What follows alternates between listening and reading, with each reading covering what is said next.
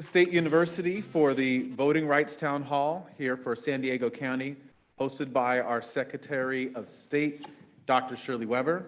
My name is Luke Wood, and I am greeting you on behalf of San Diego State University, where Dr. Weber for many years served as a professor, and of course is part of our larger San Diego community.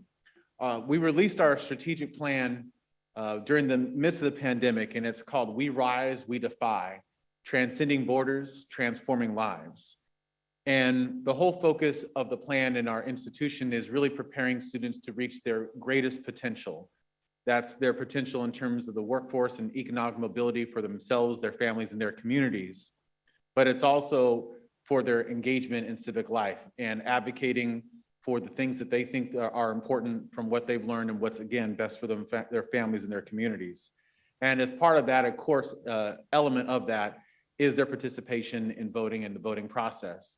And with all the efforts that we've seen across the country to engage in suppression of individuals who are going out to vote, we know that a conversation like this could not be more timely, and we're just glad that the Secretary has chosen San Diego State as one of the locations for this. And so it is my pleasure to introduce our Secretary of State. Dr. Shirley Nash Weber is California's first Black Secretary of State and only the 5th African-American to serve as a state constitutional officer in California's 170-year history. Weber attended the University of California, Los Angeles, UCLA, where she received her bachelor's degree, master's degree, and Ph.D. by the age of 26. I wasn't doing that when I was 26. Prior to receiving her doctorate, she became a professor at San Diego State University at the age of 23. She also taught at CSU LA and Los Angeles City College before coming to SDSU. She retired from the Department of Africana Studies after 40 years as a faculty member and serving several times as department chair. Before her appointment, Secretary Weber served 4 terms as an assembly member representing California's 79th Assembly District, which includes parts of the city of San Diego, as well as several cities and communities in the San Diego region. Weber also served as a member and chair of the San Diego Unified School District, and has twice served as a California elector, including chairing the California College of Presidential Electors on December 14, 2020. From 2019 to 2020, she also served as the chair for the California Legislative Black Caucus, which constitutes the state's African-American legislators and has the goal of promoting equal opportunity for California's African-American community. Weber broke records during her tenure by garnering extraordinary support for their efforts and projects, and many of us have seen what that has translated to into significant legislative change. So on behalf of San Diego State University, on behalf of all of us who advocate for equity, I'm proud to introduce Dr. Shirley Weber, our Secretary of State.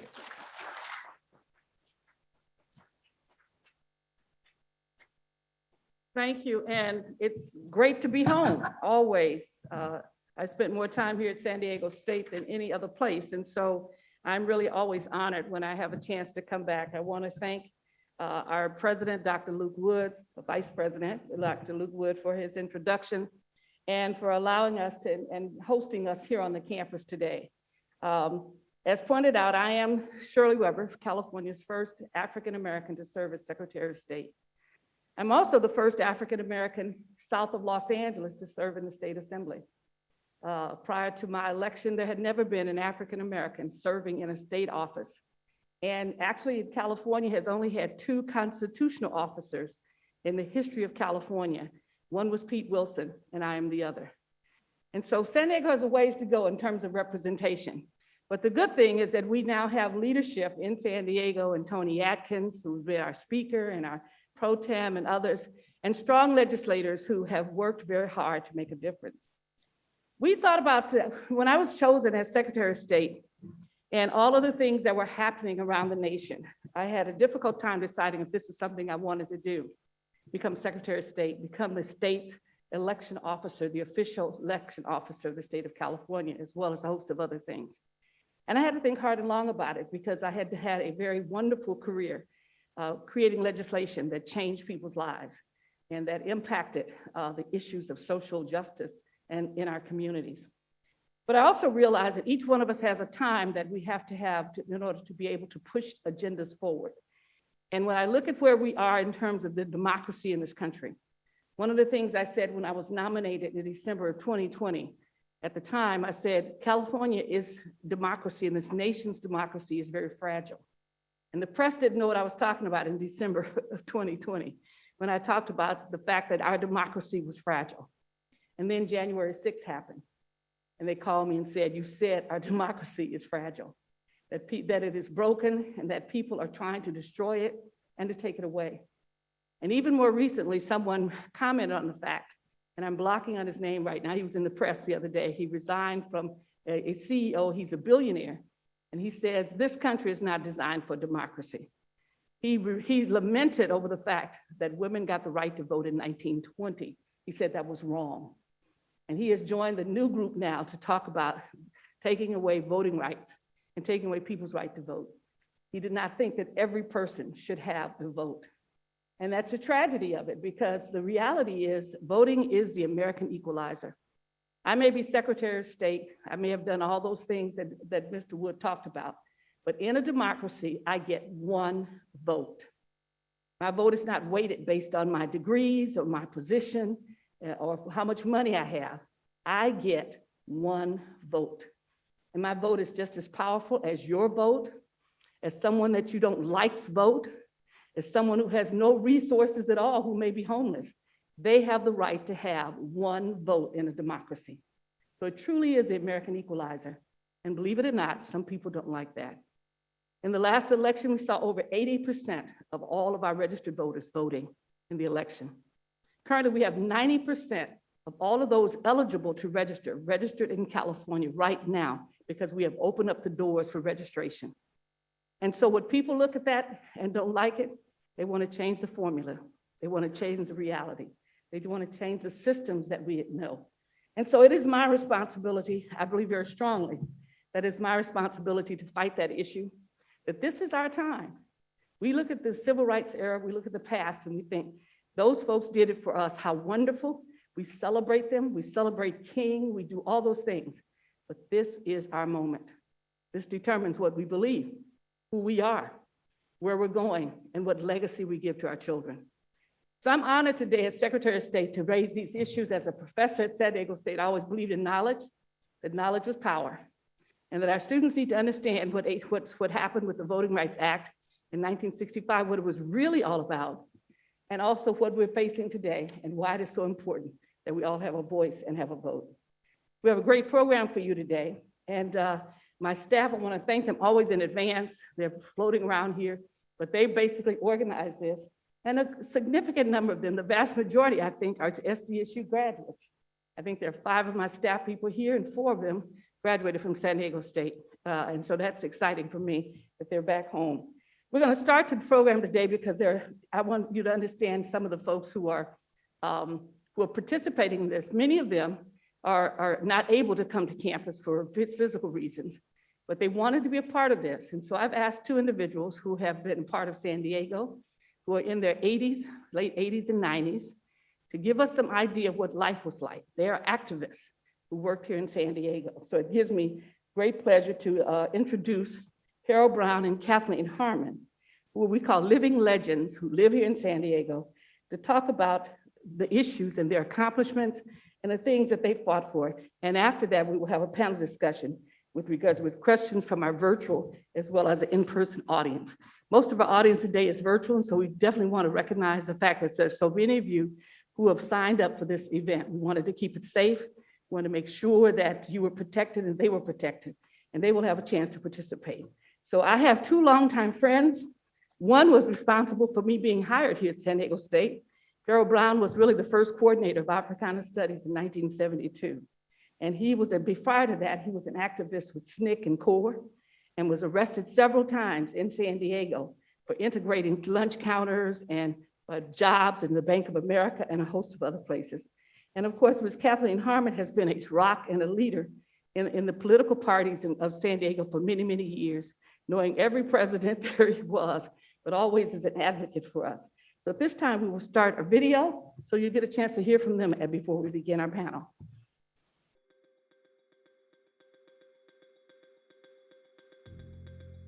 why I think voting is so important to me. We must understand those who always say the American story is the dream and the promises of our liberty, our prosperity, and it is which has attracted over 100 million immigrants. Voting is power. That's the first power that we have. And as Black people, we certainly have to understand that that vote is so necessary for us to be able to make the kinds of decisions that will be accepted by the power structure in America. So voting, it means everything to me.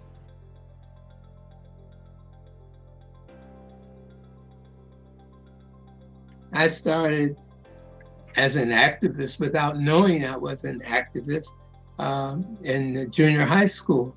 There was a club, a social club for the students, in which I discovered that the whites that I knew were going to this social club where they had dancing and so forth.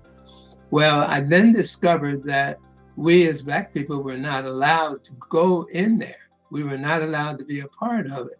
And so what the action that I took was to write an essay to fulfill the requirement in my English class, to write the essay on why I thought it was unfair and unjust that they had, there was a facility for white students to socialize and not Black students. So that was my first introduction to the whole issue of civil rights. I have been an activist from early childhood. I've always been involved in politics. I followed my parents to conventions, and then when I became old enough, I myself got involved. I am now a lifetime member on the Central Committee. I've worked over 40 years doing and being a delegate to all of the past presidents. Also, I am a lifetime member of the NAACP.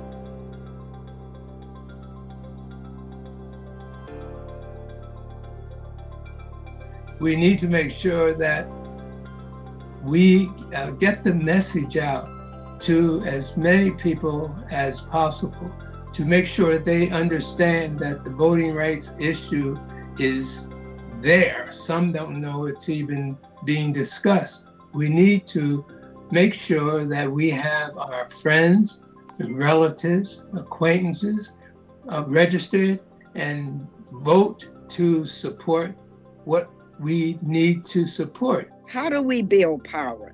We must, and I am a part of doing this, bring every colored race together. All of us must come together, be sure that all of our families alone are registered to vote and deliver the vote. Power brings about change. At 90 years of age, I never thought that I would relive that period again. Thank you.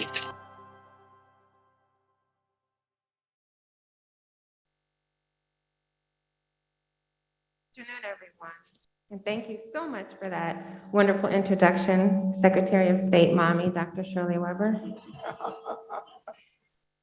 Happy Black History Month, everyone. As stated, I am Dr. Akilah Weber, the Assembly Member for the 79th District. I am pleased to be here today in the district as we discuss this very important issue of voting rights that cuts through the fabric of Black history in the United States. This is an opportunity to recognize how far we've come, but also to acknowledge how far we still have to go. Thank you to San Diego State University for hosting this event here today. And I am so proud to join our Secretary of State, Dr. Shirley Weber, and esteemed guests to chat about our sacred right to vote. I will now turn to our panelists to introduce themselves.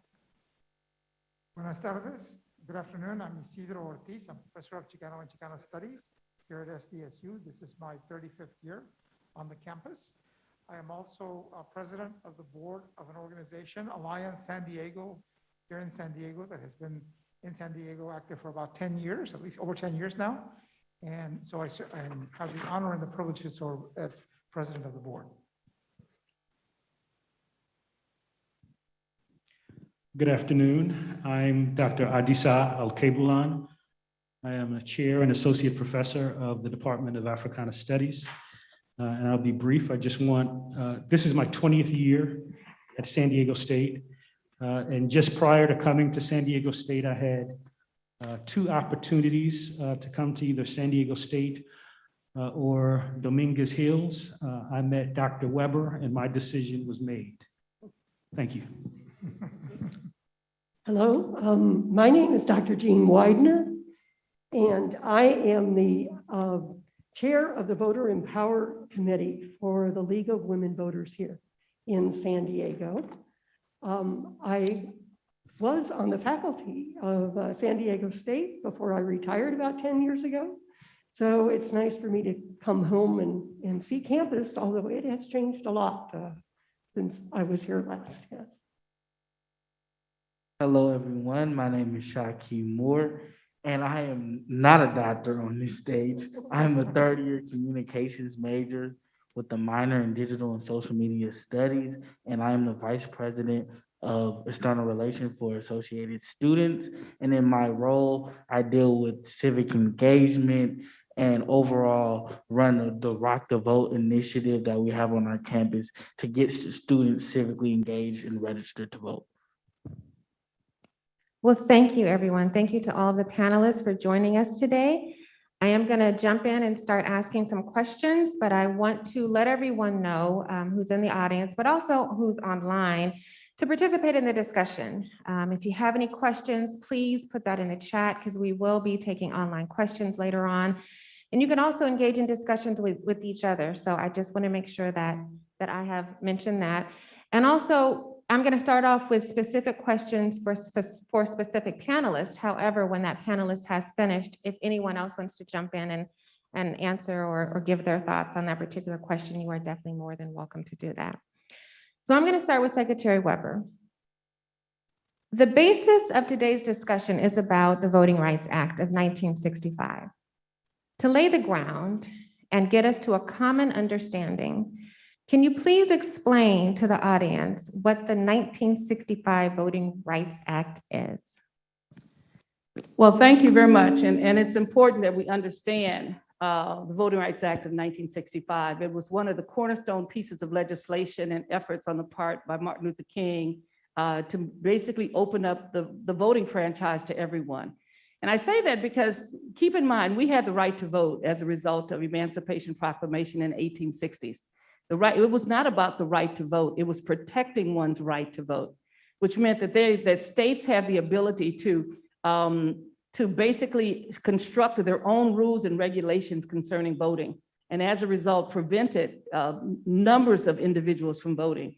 They could create laws, Jim Crow laws that say things like, well, in order to vote, you have to pass the literacy test, which sounds good on the surface, but my literacy test would have been, Shirley, can you give us the 13th line of the Constitution? And you'd have to cite that by heart. Where someone else's literacy test would be, what is your name? And the fact that you knew your name, that meant that you were literate. And as a result, you could vote, but I could not. And so there were numbers of laws and barriers created that allowed people to do that. They could actually not have polling places in your neighborhood, and you'd have to travel 100 miles to go vote because they could do that. They could gerrymander it so that even if you voted, you had no one to vote for because they scattered all the votes and did things to basically disenfranchise you and to weaken your vote. So the Voting Rights Act of 1965 really made it illegal for people to construct these barriers to voting. It gave you an opportunity for the federal government to come in and to basically make things right. It caused people states had to justify what they were doing. So you had a right to basically challenge the rules and regulations in your state. And what we see now that we've taken away the Voting Rights Act of 1965, they've not reauthorized it. And as a result, we're seeing across the nation right now, some over 300 bills that are specifically designed to limit people's access to voting. Bills so ridiculous as you cannot give a person a drink of water in line if you're in Georgia and the person is waiting to vote. And that has actually been signed by the governor of Georgia. So there are lots of things that people look at. Like they don't want you to have voting after 12 o'clock on Sunday. And say, why? Because Black churches after end of church would get their buses and drive people to the voting polls so they could vote after church on Sunday. So therefore you just shut down all polls at noon in Georgia. So there are a number of rules and regulations that are specifically designed to limit the vote. And that's what the Voting Rights Act of 1965 made illegal. And now that we don't have it anymore, we're seeing more and more of those things occurring. Thank you so much for that. And I'm just going to ask a follow-up question off script because I think a lot of people are confused. When you have something that's already put in place, like the 1965 Voting Rights Act, how is it that you're saying that it's no longer authorized or that it wasn't renewed? It had a time frame, a time limit for it because it had to be reauthorized several times. In other words, because as laws change, rules change, you want to make it so that if things got better, people could change the rules. So it had to be reauthorized. And this is the first time since 1965 that it was not reauthorized. And in the past, the people voting against it now had voted for it. It was not a controversial issue because protecting voting rights was pretty standard. And so as a result of that, it was always reauthorized. And a couple of years ago, they decided not to. And so therefore now the Congress is putting together a different Voting Rights Act that would not have to be reauthorized. And as a result, people are fighting it and have voted it down.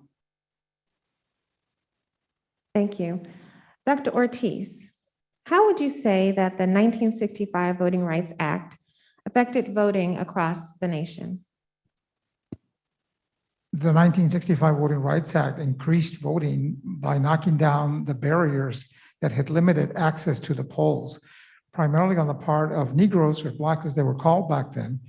But I also want to point out that the 1965 Voting Rights Act inspired and catalyzed efforts by Chicanos and other Latinos to also seek federal intervention for their voting rights.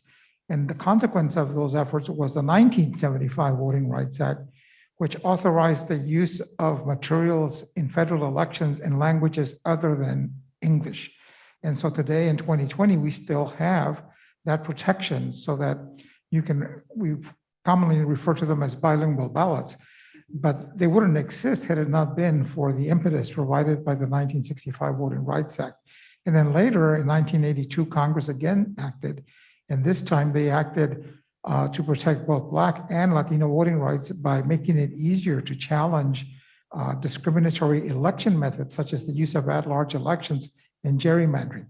So in 2020, we can look back now, back to 1965 and see the increase in voting among Blacks, but also among Latinos and other communities all throughout the United States. Thank you for that, and reminding everyone that the Voting Rights Act did not just have an impact on the Black American community, but actually on the entire United States community to open the doors for everyone. Dr. Akilah Weber, as many people know, Jim Crow laws existed for 100 years, and some would argue some remnants still exist today. One of those laws was denying African Americans the right to vote. How would you say the 1965 Voting Act affected the Jim Crow laws? Thank you for that question. It affected it in a number of ways. I mean, pairing it with the Civil Rights Act of 1964, which, more directly impacted the civil rights of African Americans, but obviously, voting, as we're talking about here, was crucial, to that whole discussion of, civil rights. And as Dr. Weber said, kind of defines who we are, as political beings, as Americans. But one of the, in my view, one of the biggest impacts, there were two primary impacts, I think. One was representation. Not only did it increase, voter participation of African Americans, but it also, increased on federal, state, and local levels the number of African Americans representing, African Americans. So they were able to advocate for the issues that African Americans thought was important on all levels of government, whether we're talking about, social safety nets, education, and a host of other things. So it improved in those areas, but also a lot of the civil rights and human rights violations that were committed, from, since Reconstruction up through the 1960s, was kind of political and racial violence directed towards African Americans who were seeking to vote. So as that kind of violence, dissipated as a result of this act, I think that is the most profound way and impact that it had on the civil rights of African Americans. Thank you for that answer. Dr. Widener, the Brennan Center for Justice reported that between January 1st to December 7th, 2021, at least 19 states passed 34 restrictive voting laws. These range from imposing ID requirements to limiting polling hours and even banning the distribution of water to voters in polling lines. Does this trend signal that current voting rights is in danger? Absolutely. As you mentioned, the Brennan Center has found that in 19 states, these voter suppression laws have been enacted. In 4 of those states, specifically Florida and Texas particularly, they're actually interfering with voter registration. And this is something that, of course, is very, very dear to the league, and we have been very active in trying to counteract these inequities that they are encountering. So there has been some active efforts on the part of the league to counteract SB 90 in Florida, SB 1 in Texas, but it certainly points to the fact that there has been a renewed effort to try to suppress the vote in many, many states. Luckily, also, the Brennan Center is reporting that there have been states such as California, which are trying to expand the franchise. And that, of course, is a welcome sign. But when we have so many states that are actively working, and I believe that the most serious part of these voter suppression laws is actually the partisan assignment of overturning elections after they are held, putting it in the hands of state legislators that have a partisan view that could actually overturn these election results once they have been decided. And I feel that is probably the biggest threat for our democracy at this time. Thank you so much for that answer and for reminding us about what you consider to be this most serious threat, because, as Secretary Weber said, that your vote is the equalizer. And I always tell people that your vote is your voice. And so to have your vote then overturned by a group of legislators is really suppressing not only one of the basic rights here in the United States, but it is definitely suppressing your voice as an individual. So I'm going to turn to the person I consider to be the most important on this panel, which is our student, Shaquille Moore, because you are our future. So when you hear of these things that are going on, and when your peers hear about these things that are going on across the country, making it harder to register to vote, these laws that prevent people from having snacks and water in line, and shortening the window to apply for a mail ballot, just all of these different laws that are being implemented in these different states. Do you and does your generation get a sense that our current voting rights are in danger? Thank you for the question. And I think we definitely get that sense. I heard Dr. Weber as well as you just speak about the vote being the great equalizer. And as we know that this country is founded on has institutionalized racism as well as systemic racism. So anything that will bring us closer to equality sometimes will be suppressed by people with that sort of privilege. So sometimes I think that my generation is a little bit more keen, especially due to social media and due to being able to be your own activist. I think before in earlier generations, we had a lot of different leaders than we do today, but now people are able to speak out about their how they feel about these things and how they feel, about just being suppressed and oppressed. And I think one thing that my generation fears is the ability, or we fear, but also try to counteract the ability to have our voice heard. And so what we're doing here at Associated Students is through the Rock the Votes initiative, we're trying to get students civically engaged. A few months ago, I actually got the opportunity to speak to the men's Division I basketball team, and I told them that civic engagement is not just being voting, but also you can look at it in different ways of just sharing a post of injustice on your social media, being educated on these different issues. So while I think that, yes, we are, there is a huge fear of our voting rights being suppressed, I think those little things, those being educated and wanting to make a difference is something that our communities and our generation can do to counteract those things, as well as just being informed on everything that goes on in our generation. Thank you so much for that answer. My next question is open to everyone. Can you please tell us about you or your organization's work to help protect the right to vote in your community? And we're going to start with you, Shaki. We'll go the opposite way. Thank you. And so I'll go back to the Rock the Vote initiative. One thing that in my role I'm able to do is head that initiative. And I think just bringing that visibility to the importance of voting, making sure that it's accessible to every student. Sometimes it's intimidating for students to understand every little intricacies about the ballot or about a different bill. So being able to condense that language along with my Rock the Vote leadership team to make it just understandable to the average student is very important.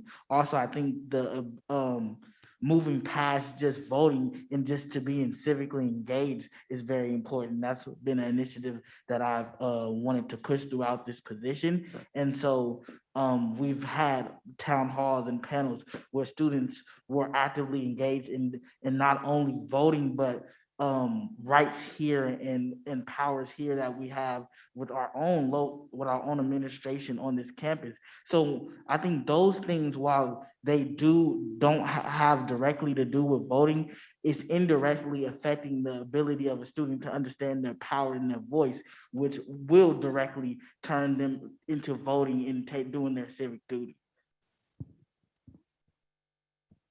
Yeah, if I could go next, I would love to talk about what the League of Women Voters is doing. Obviously, we were founded on voting rights and expanding the franchise to women. And we're actually very lucky here in California, as I mentioned before, because we've been expanding the right to vote. In California, the governor put into place, signed into law that we will all be receiving universal mail-in ballots this fall.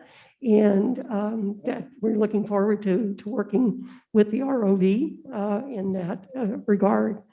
We're also working closely with the ROV to implement the Voters' Choice Act in this county. We're one of 11 counties that are implementing it this year, bringing the total count to 28. For the state, 28 of our 58 counties will be doing this, and this is an expansion where we have more days to vote, more vote centers, more drop boxes, and generally making it much easier to vote. The league has actually partnered with an organization called the Partnership for the Advancement of New Americans, as well as about 20 other organizations. And we're working closely with the ROV to develop the election action plan that they will be, or the election administration plan that they'll be using to implement the DCA in our county. And of course, we're always working on voter registration, getting out the vote, and educating voters about the issues. I can go ahead. So as I indicated earlier, I'm president of the board of Alliance San Diego. Alliance San Diego focuses on empowering communities in order to build a more inclusive democracy.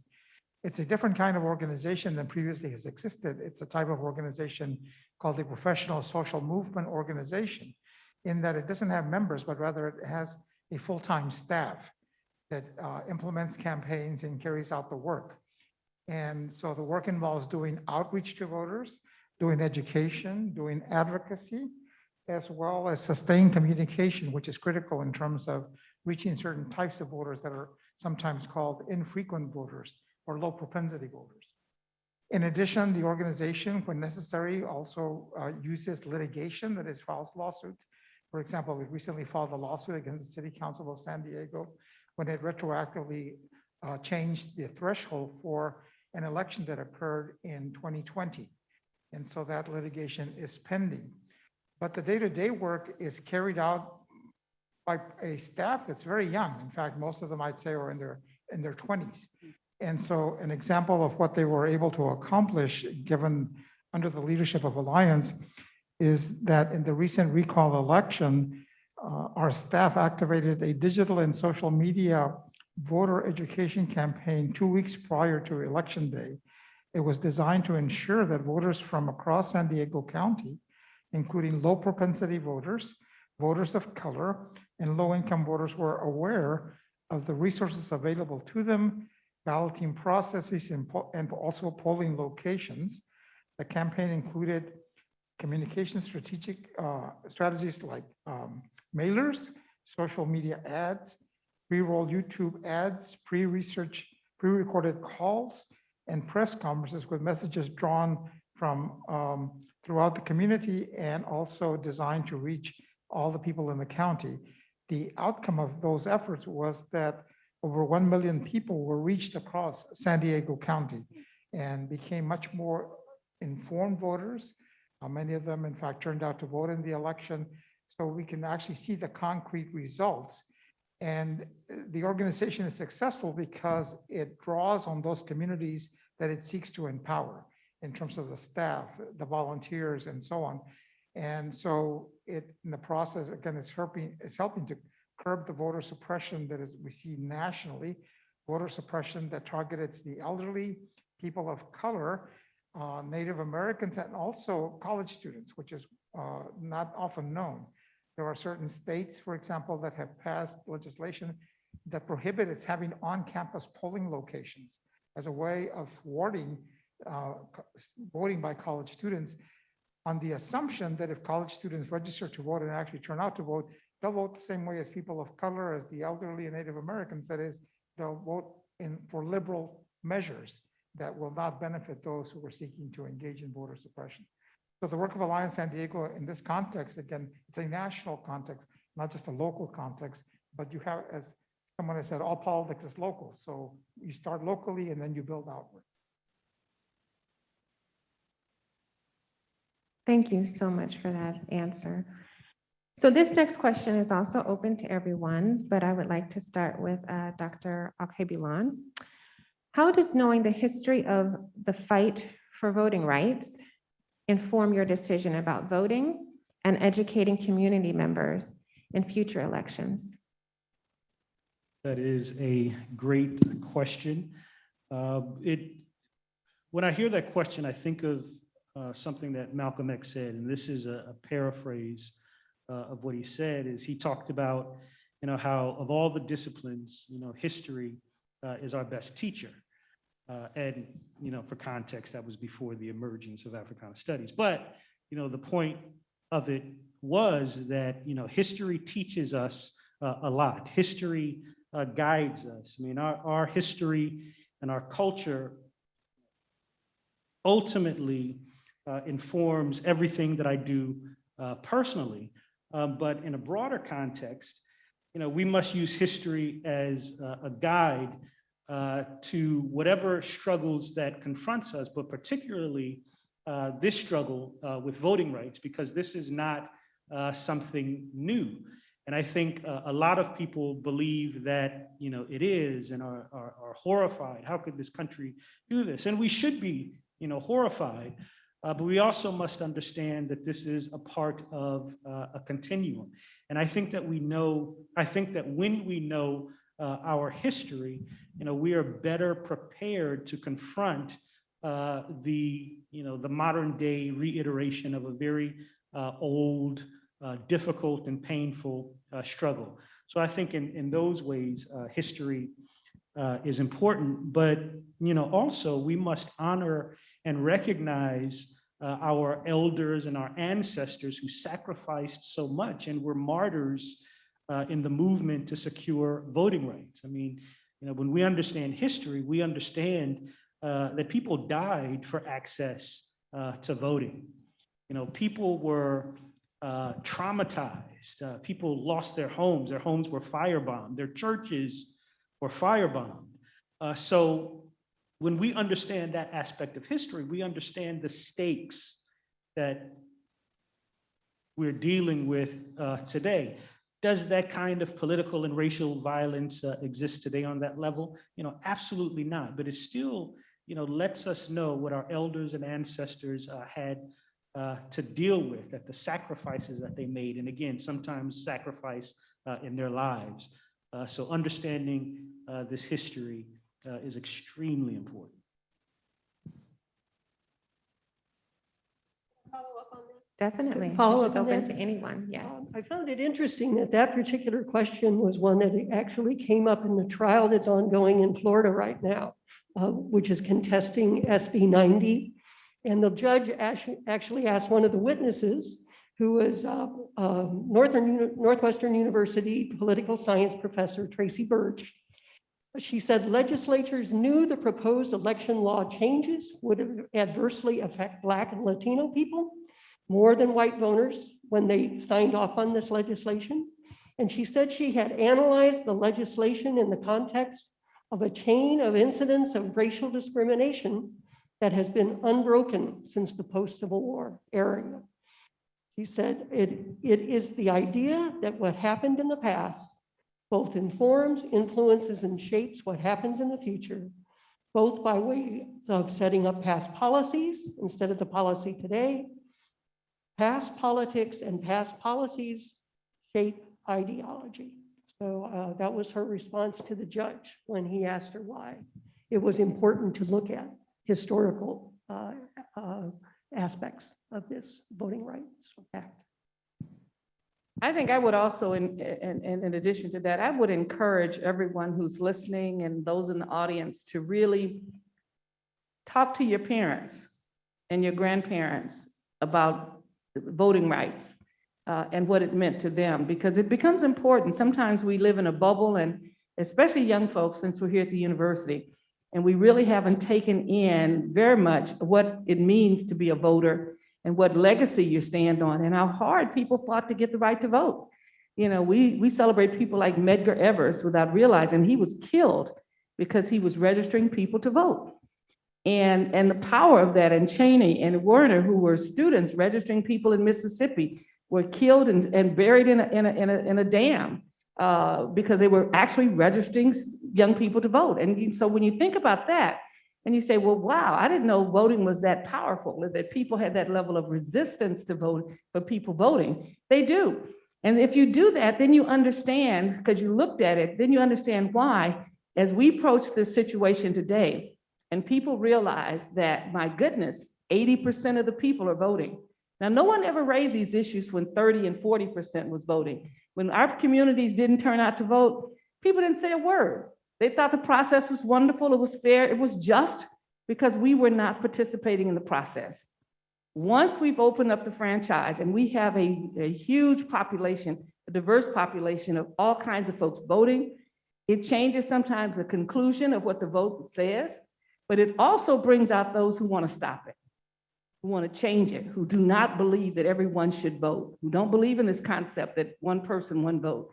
And yet they never raised the issue before. So it's important to understand that there are consequences for people voting. And when you vote, you empower yourself, and that then becomes a threat to those, because keep in mind, the wealthy portion of this nation is a very small percentage. It is not the masses. And so the things that you think are important, that you want, are things that oftentimes are not voted on or not delivered because we're not participating in the process. And so, I want you to, as you look at your history, it becomes extremely important.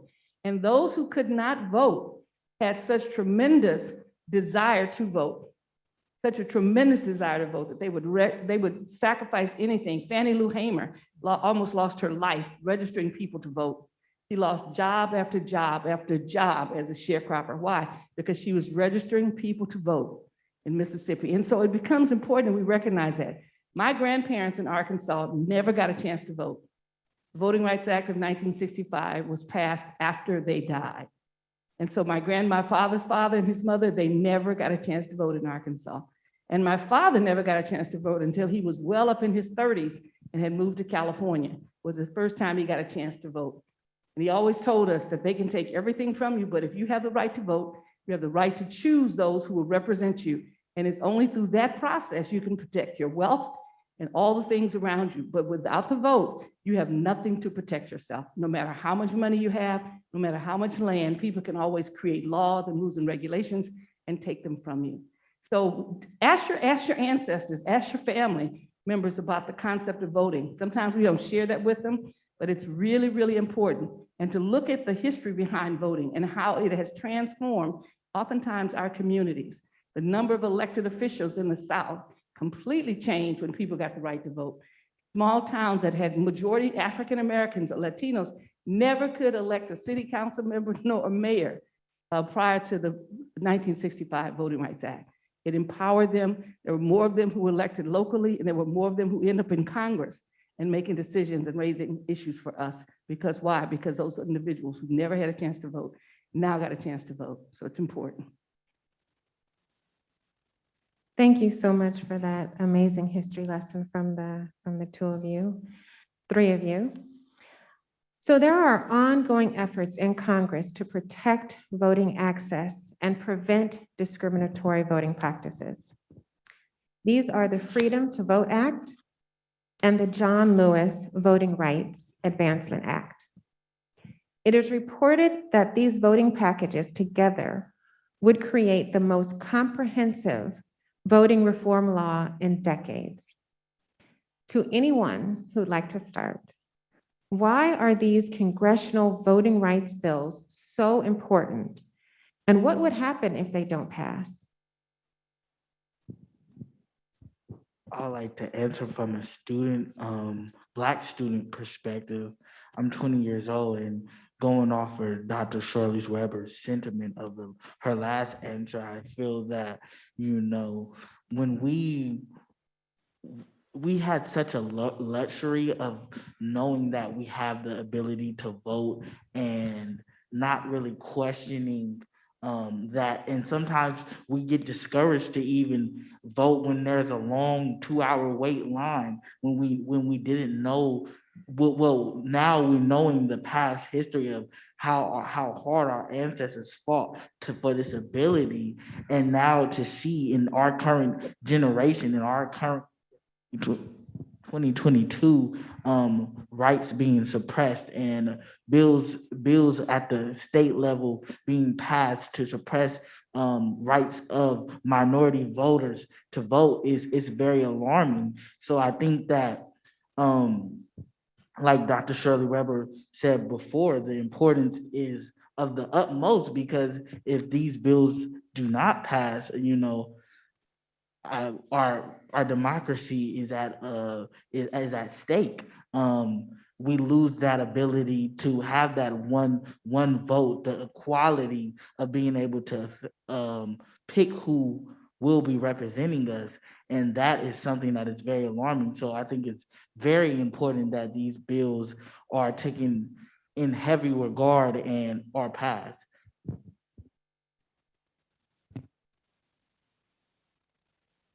Well, one of the things too is that that I think is so important is that these bills addressed a lot of other problems in voting in our country as well, including money in politics, gerrymandering, so that it was really an attempt to try to not only restore the Voting Acts right of 1965, but also to address many of the other problems that we currently have in our elections. And it's really a disgrace that they were not able to pass it in this last session of Congress.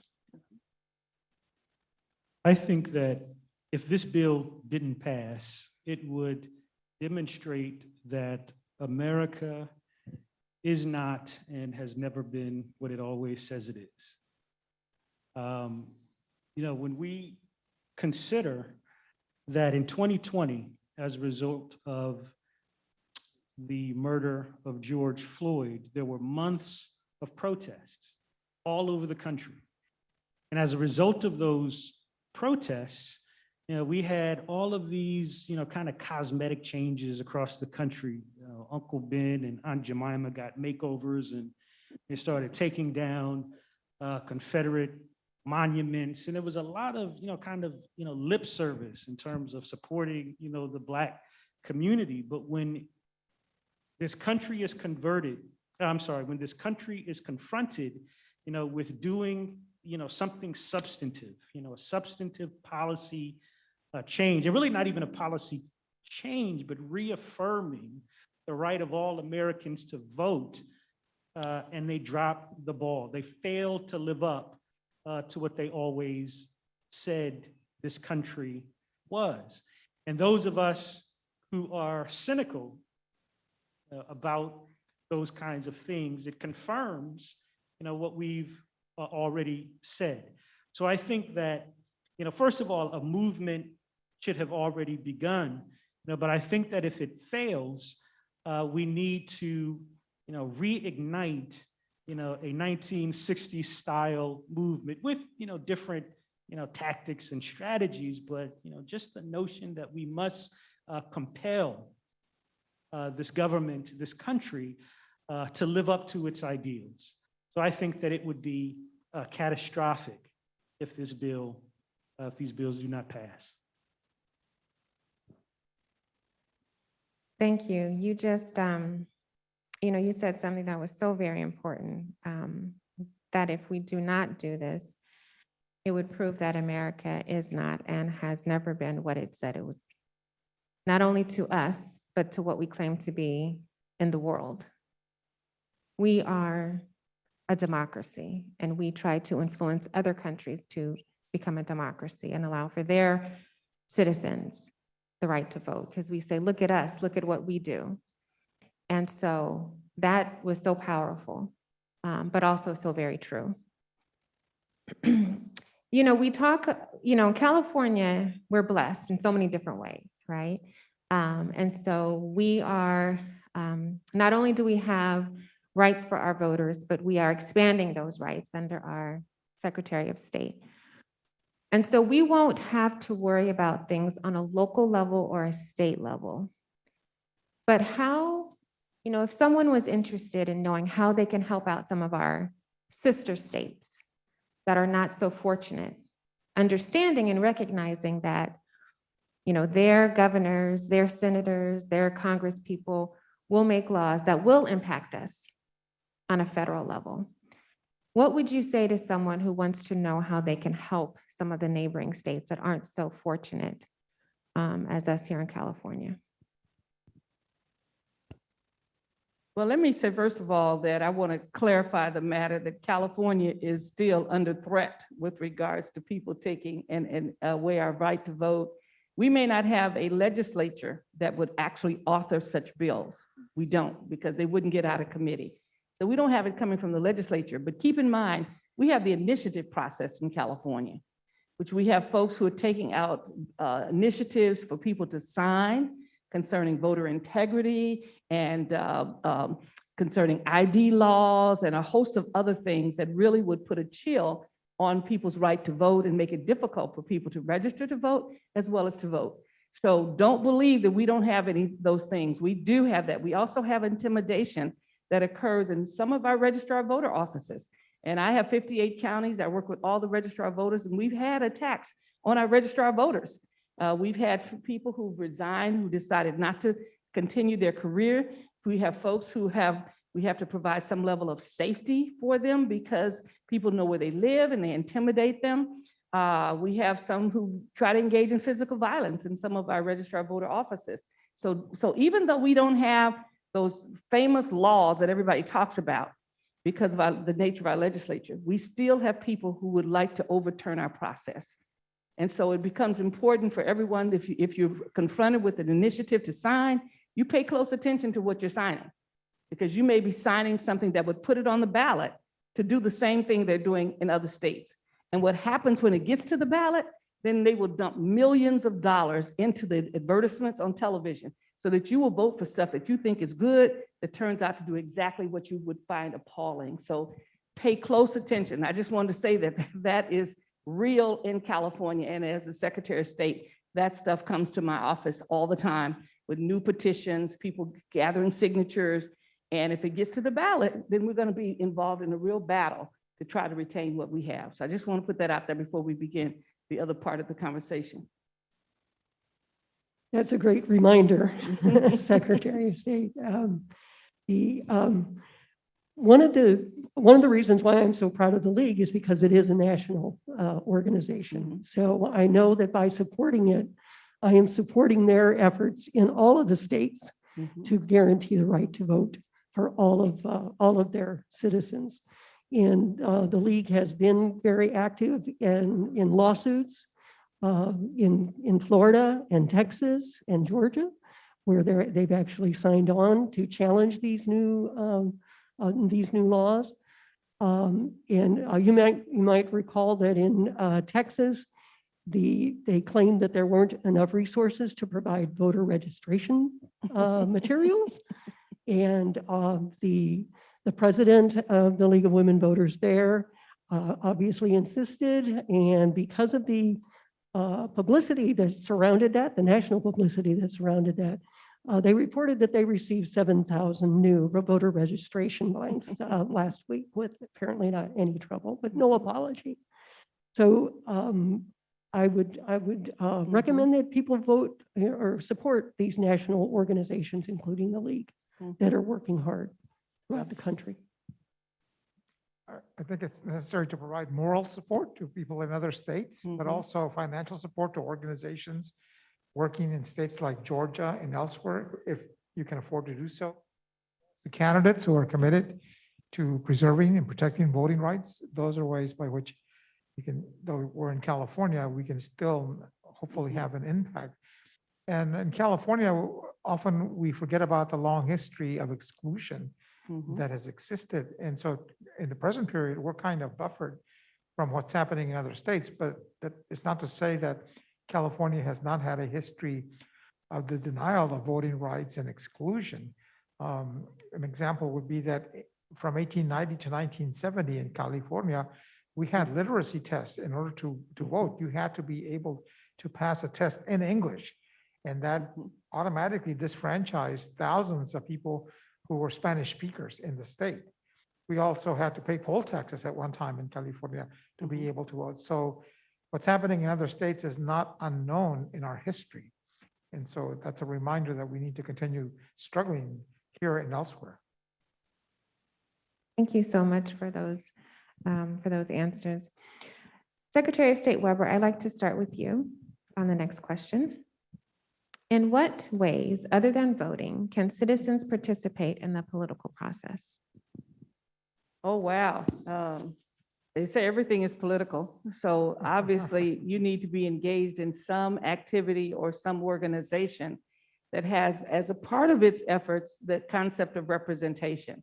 So that you're part of an organization that can disseminate information, that could participate in holding panels or various kinds of forums for candidates so that people are educated about what they're voting for and how they're doing it. And you should basically take every organization that you're in and make sure that that organization, whether it's a sorority, a fraternity, or a women's group or something, that those folks know something about the polls, know about voting, they know about the new change. You've got your registrar voter here from San Diego County. If people are confused about the VCA and whether or not they're going to have voting polls or boxes or those kinds of things, ask questions, get engaged, make sure that you know that everyone that you know has the correct information. Sometimes we wait for the big organization to come around and it doesn't come. But the organization in your neighborhood, in your family, is extremely important to make sure that everyone is registered to vote, that everyone votes, that everyone gets the information. All those kinds of things are critical. And it's easy to do now since everybody gets a ballot. You know, before you would talk to your relative and then the day of the election, they didn't go. Well, you can now have a ballot signing party at your house if you want to make sure everyone is engaged and involved. So I try to get to the granular level. Yeah, there are lots of political campaigns that you can join, and some people do that because there are candidates running. You've got all these things. You've got the League of Women Voters. You've got your Republican Party. You've got your Democratic Party. You got those parties that are out there doing various things. Volunteer in some of those. They're always looking for people to help. But if you can't do that, organize your neighborhood and your cousins and your aunts and your uncles and make sure that they all understand what power they have, that they can vote. And like I say, have a voting party at your house, you know, make sure everybody brings their ballot. They can mark it the way they want, but make sure it's done and turned in. And that will be a tremendous lift to you. There's nothing worse than having conditions change in terms of the vote not going the way you want it, and you have a cousin sitting there that you talk to every day and you forgot to ask this person, did they go vote? One of the things I did at San Diego State as a professor, especially on election year, beginning of every one of my lower division class, I asked a critical question, and then the others as well. How many of you were registered to vote? Well, I just moved here. Okay, that's good. How many of you registered to vote? I wanted to know. If you were 17, well, I'm not 18 yet. I said, okay, then how many of you gonna help somebody vote? Everyone who came in my class had to be registered to vote. The day of the election, they had to bring in the little I voted check sign. I didn't care who they voted for, but I said, you cannot be in Africana studies, as hard as we fought to get Africana studies, and be sleep or dead when it comes to politics. It is a political issue, it is a political act, and you have to vote. So everybody knew they had to register in my class. That was required in order to stay there. If you didn't, unless you were just gonna be a stellar student, and that most folks weren't, they're gonna ask for mercy at some point. So, you know, and you had to be registered to vote. And I just required it of every class that I taught, that everybody had to register to vote. Probably been illegal, but I did it anyway. Thank you so much for that answer. And that concludes my moderated portion. We will now transition to questions that were submitted from our audience in person and online. So just to remind you, if you want to submit a question, please do. We have people that are getting those questions down to me. And we're going to start with our first in-person question. How do we get, and this, I'm going to direct this to Shaki first. How do we get young adults, those not in the academic world, to see the importance of going to the polls and using their voice to vote? Well, I think that it starts with education on history. Up until I got to college, I didn't have any education on what my people had been through to get to the point to be able to vote, or if I did, it was brushed over. So some things like that, I think, is education and the importance of what would happen if we don't. You know, I think in recent years that has been elevated via social media due to the fact that, you know, we had some just a lot of things have been brought to light. So now I think that it's about how big of an impact each person's vote counts and what it matters. I mean, yeah, how big of an impact you can have on this given society. And if not, what if you don't vote, what would that look like as well? And I think our generation is starting to wake up and understand that it is very important and it is very vital. But I think that it's just always being able to word of mouth, being able, and it's really on my generation to say to me, to all my friends while we're playing video games, hey, are you registered to vote? Do you know about all of these different things that are happening locally and state and federal wide? So I think that all of those things, word of mouth, education, social media are all good ways to really motivate my generation and generations to come to vote. Thank you for that answer. I just want to piggyback on that because I've heard social media come up a couple of times. I'm just wondering from the panelists, what role do you think social media has played in either getting people out to vote or suppressing the vote?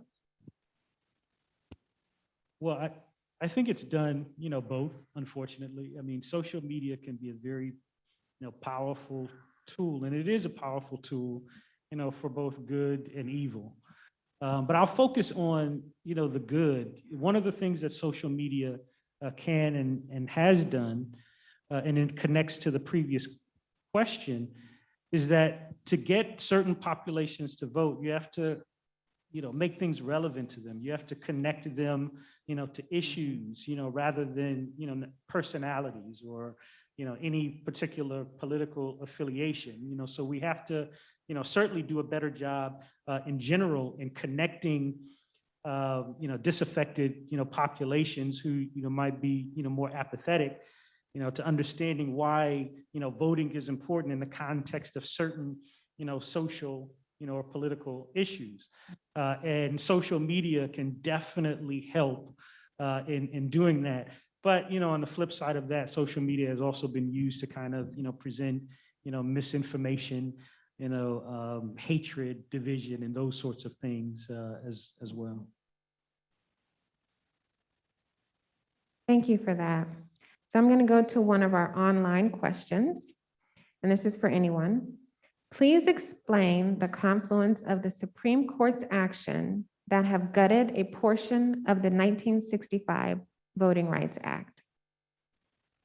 So part of why that occurred has to do with the makeup of the Supreme Court and how it has shifted ideologically. And so we have a court that, ideologically speaking, may end up not supporting the Voting Rights Act and may also reach conclusions that historically, from a historical standpoint, do not make sense. So if I recall correctly, part of the reasoning when the Supreme Court, as it was put, gutted the Voting Rights Act of 1965, unquote, is that there were justices who claimed that we no longer needed federal supervision of elections in states like Alabama and Mississippi and so on, because if you were to look at the conditions in those states compared to what they were, say, in 1965, you had very different conditions in that you now had representation of the Black community in elected positions. And so that was interpreted to mean, see, we no longer need those protections because conditions have changed. And therefore, the federal government ought not to be intervening in the sense of having the authority to supervise changes in redistricting and so on. I think that was a wrong interpretation of what has occurred. There's still a long ways to go. In California, for example, we are now at the highest number of Latinos serving in the California state legislature, including 19 Latinas, the highest ever. But in terms of representation, we're still in a condition of underrepresentation. And if you were to look across the rest of the United States, you'd find a similar condition, not only I think for Latinos, but also other communities. So we still have a long ways to go. If I could speak to the issue of not knowing about our history, that in part had to do with the fact that in the past, we lacked ethnic studies in the public schools and in colleges and universities. And those of you who are SDSU students or CSU students know that now we have an ethnic studies graduation requirement, thanks to Dr. Weber. And so there will no longer be at least a structural reason for not learning about our history. But it's also important, I think, for us who have been longtime activists and are in the positions of being able to educate, to remind your generations that activism does make a difference. In this present time period, it's easy to become despondent and perhaps pessimistic and think, well, what's the use of being active? But history tells us that activism has made a difference. She would not be where she's at were it not for the activism of the previous generations. I would not be here. Those of us who come from such communities, we would not be where we are had it not been for the activism of our elders and our own activism. I became an activist between my junior and senior year in college, and I haven't looked back since because I could see what difference activism could make. And I think in your generations, it's also, the evidence suggests that it does make a difference. Your generation has been stereotyped as slackers who only want to engage in what is called slacktivism. But we know that in the recent elections, your generations have turned out even at higher rates than the baby boomer generation. Right? So maybe perhaps it's okay to say, hey, boomer, right? But in any case, we shouldn't stereotype generations, and generations should not buy into those stereotypes because history tells us otherwise.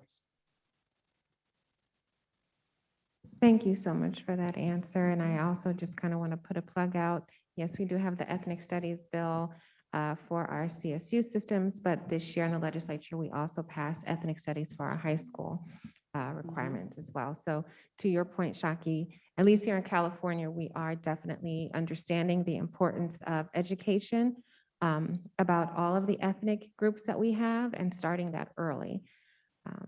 Okay, so I'm going to go back to an in-person question. What do you think can be done to tackle pervasive disinformation about election security?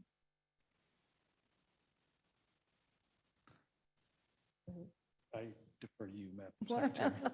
Well, we're in our office, the Secretary of State, I see my communications persons at the front row up here. We are actively involved in correcting information. We are on social media and other forums, basically getting every bit of information that's incorrect that comes in. We have a team of people who are responding to it. And so we're making every effort for those who are truly interested in the correct information to get it to them. Now, there are people who it doesn't matter whether you say one thing or another, they have made up in their mind that it's going to be something else simply because it serves their purpose. So you can give them information and they still say, but I believe so-and-so, that kind of thing. But so we are actively involved in that. And we try to answer every question that comes into our office to provide the information to those who are sincere about it. And actually, in the voting process is open. We have transparency to the extent that people can come into the registrar voter office and see the counting of ballots. Now, some people get upset because we won't let them count it if they would like to do, but you can observe the counting of ballots in San Diego, in Monterey, and LA, and all around. So you can actually do that. And when we do open that opportunity, and it's open all the time, there's an election, it's amazing how many people say, oh, okay, I don't want to sit here all night and watch this. That's okay. I see that you're doing what's right. So we open that opportunity up for everyone. We also open up their opportunity because we go through and we basically check the election process. We have a way of which we're checking to make sure that it's correct. You have the opportunity to do all those things. We try to answer every question that's out there, even though people will take small things that they heard and then blow it into something that it is not. Oftentimes when people tell me they heard a so-and-so, so-and-so, I said, okay, could you document that for me? Send it to my office and we will get back to you for sure. And most of the time they don't, because there's no documentation. It's just somebody told them that somebody voted 10 times or something of that nature. So we work very hard to make sure that people understand the process. And I consider our recall election a successful election because even though people talked about before the end of the recall that they were going to they were going to open up these accounts and do all this kind of stuff and attack us for the election being a fraud. In the end, the number one person who was running said, you know what, we lost the election. We'll live to fight another day, because he knew we had done everything we could to be open and transparent. And so we fight it every day. We don't ignore it, we fight it. And we know that there's an ulterior motive. And most of the time people realize that as well, that their vote will count and that we do everything we can to be transparent in the process. So we work hard at it and we don't just ignore it. We have a whole office that does that at the state level.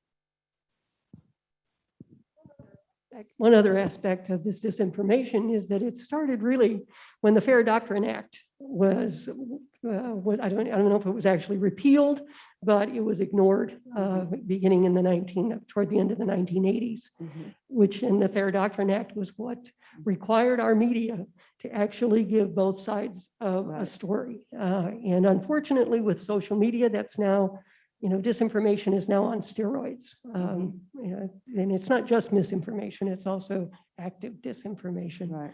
The league is working against this as well. It is part of their program of women power democracy. That's one of the 4 prongs of that program. But it's a very difficult, as you said, Madam Secretary, people often have made up their mind and seek out their little niche which will reinforce what they already think they know. Right. Thank you for those answers. I now have a question from online. If the voting lines are so long that people need food and water, why can't we ensure the lines are shorter by increasing staffing and locations? First of all, let me say that in California, especially now that we've got vote by mail and we've got BCA counties and we've got vote centers and ballot boxes and 11 days to vote in most counties, we don't have those long lines anymore. Those are in California, those are lines of the past. You don't have to stand in a long line. Other states still have long lines because they don't have we have legislation that tells you how many polling places you have to have per so many registered voters and so forth and so on. And so we have figured out how to give people choices, how to give them opportunity to vote. And as a result, most of you didn't stand in a long line if you actually went in person to vote. Most of the folks voted by mail and have found that to be a very satisfying experience. So we don't have those long lines. When you see those long lines, it's because people have decided not to put enough polling places in the areas where people live. And that's one of the things, see, with the Voting Rights Act, you could actually argue against that if there's some unfairness. You can't do that without the Voting Rights Act to talk about how one group has been discriminated against versus another. And so oftentimes people create this situation where there's long lines and they don't have enough polling places and they don't put enough people. Not that they don't have money, but this is also one of those acts to basically make it difficult for you to vote. And then when you have the ballot to be able to vote by mail, now some of them are saying, well, we can't make it a permanent ballot. You can't get a permanent absentee ballot in some states now. And some of them want to make it so that in order to do your absentee ballot, you have to get it notarized, how many of you know a notary that's going to actually notarize your ballot? So folks are trying to figure out ways to make it difficult, not because they lack resources, but because they want to make it harder for you to vote or to register to vote. And that is critically important to understand. And that's why it is really important to have a national issue, a discussion of voting rights at a national level. Our standards for voting should be national standards for voting. We shouldn't have to move to a different state in order to be able to vote or to have it easier to vote, because it's a federal thing that's occurring. It is voting, and it's a fundamental issue of this nation. And our elected officials should be working every day to make it safe, fair, transparent, and accessible to every citizen in this country. Without that kind of federal cover, we find ourselves in one state doing something, in another state doing something else. And if you live somewhere else, you're going to be in a long line. If you move across the lines to another state, you're going to have shorter lines, because we don't have a federal standard for voting and federal protection of voting. And that's why it's so critically important, because voting is fundamental. It is not a California thing. It's not a Mississippi thing. It's a United States thing. And we have to recognize that. Thank you so much for that answer. Dr. Akilah, and anyone else who wants to answer after him, what kind of organizing do you think may be most effective to ensure voting rights are protected at the national level?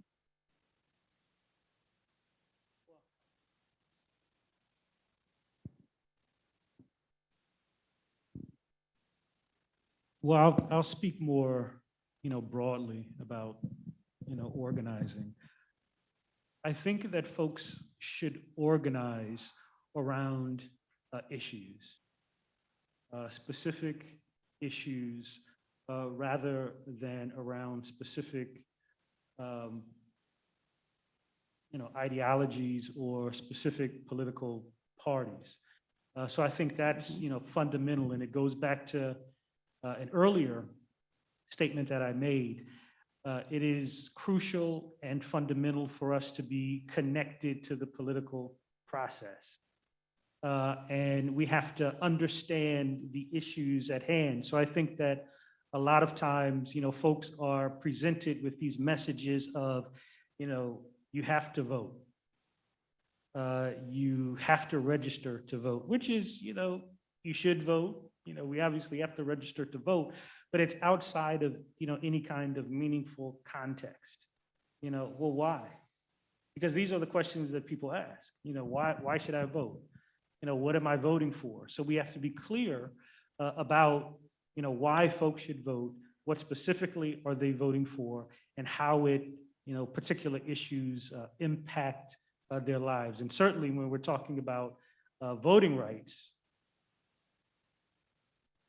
that is something extremely important that impacts, our lives. But again, we have to do a better job at having folks understand why the political process is important, rather than, voting, just to vote, or voting, just to honor our elders and ancestors, which is important that we do, but it has to be within, a particular context.